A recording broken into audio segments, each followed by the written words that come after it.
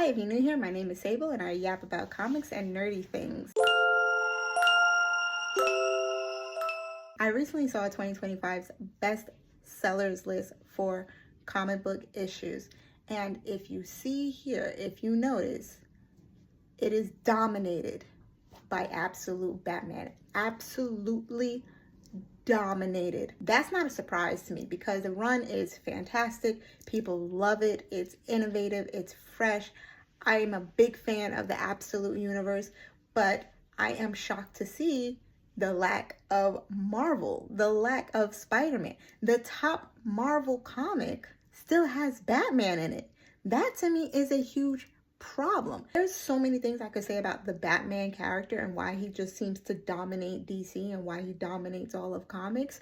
But I will say that there are a lot of characters that can be just as compelling as Batman if given the writers or if given the right tools, the right stories. Marvel has compelling characters that can compete with Batman. The top, we can all agree, has been Spider-Man. Spider-Man has always been the top competitor with Batman. So to see Spider-Man nowhere near the top 20 just goes to show it does not matter how good your characters are. If you do not have stories, if you do not have good writing, the comic will suffer every single time. I was surprised because Ultimate Spider-Man was very, very popular and people loved it, and I didn't see it on the list. I didn't see it in the top 10. I didn't see it in the top 20. That to me was a major shock, but I hope it's more of a shock to Marvel and more of a wake-up call. There's so much time and energy put into trying to synergize the MCU with the Marvel comics, and I think that's a wasted effort. I think the MCU is a self-contained project.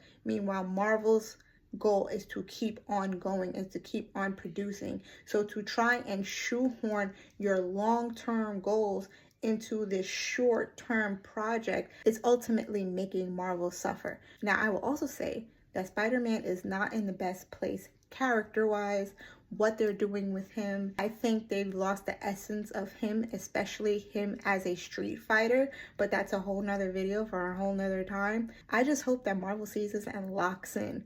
I hope they lock in and start delivering what their fans actually want to see. The current climate, the current temperature, the current way they're going is not good. They need to get Spider-Man back as a top contender. They need to get X-Men back as a top contender. They need to really focus in on these characters. Stop focusing on all the extra Marvel projects and get back to making their comics what it should be.